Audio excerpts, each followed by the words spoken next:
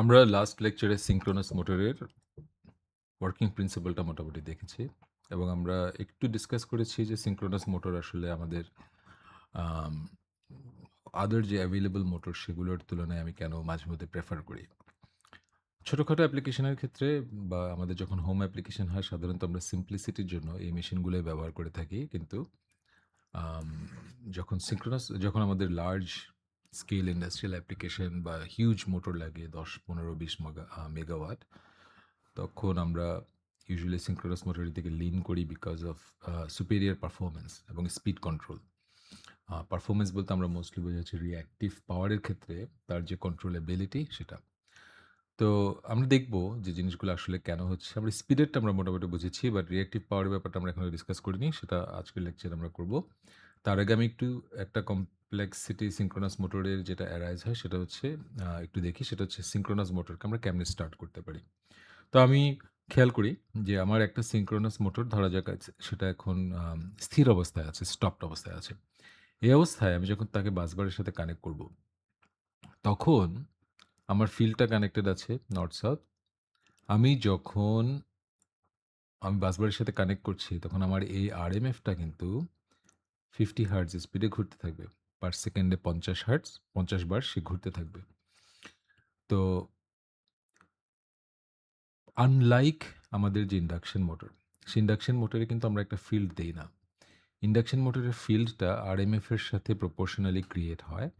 আমাদের করেসপন্ডিং যে বারগুলো থাকে সেগুলোতে কারেন্ট ফ্লো করে। সো শুরু থেকেই তার ফিল্ডটা, যদিও রোটরটা ঘোরে না, কিন্তু ফিল্ডটা অর্থাৎ রোটরের যে ফিল্ডটা সেটা এটার সাথে ফলো করতে থাকে। এটাকে ফলো করতে থাকে। একটা স্লিপের যদি একটা গ্যাপ থাকে বাট ফলো করে।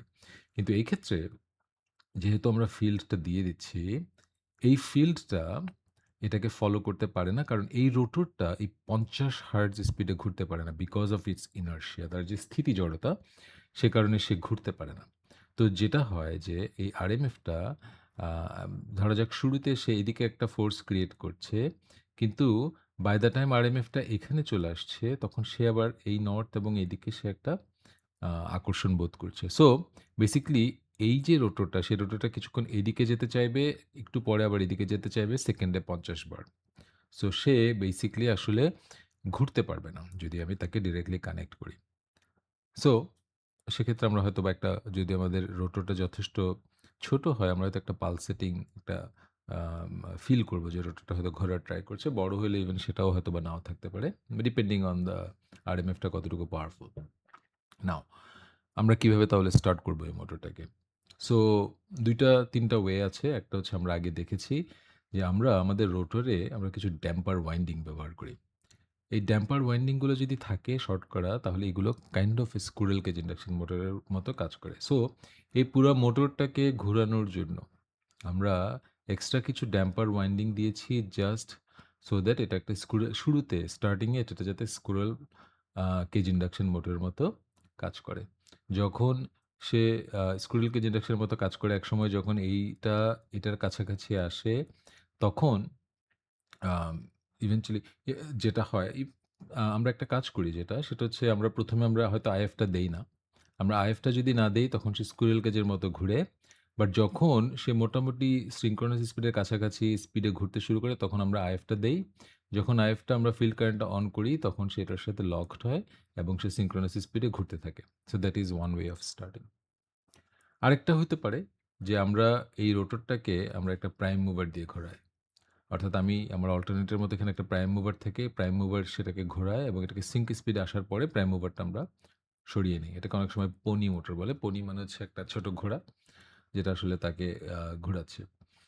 আরেকটা ওয়ে, সো আমরা ২ টা ওয়ে দেখলাম। একটা হচ্ছে আমরা ইনিশিয়ালি তাকে স্কুরেল কেজ ইন্ডাকশন মোটরের মতো করে অপারেট করছি।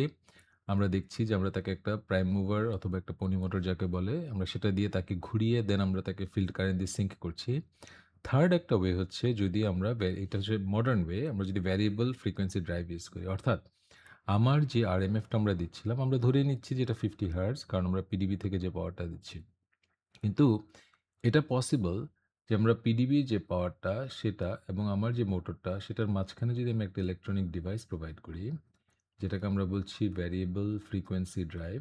সে এখানে যদিও আমার 50 হার্টজ দিচ্ছি, বাট সেখানে আউটপুটের যে ফ্রিকোয়েন্সিটা সেটাকে সে কন্ট্রোল করতে পারবে। সে ১ থেকে ১,০০০, ১০,০০০ তার যেটা প্রয়োজন আমি যেভাবে তাকে ব্যবহার করছি সে সেটা ব্যবহার করতে পারবে।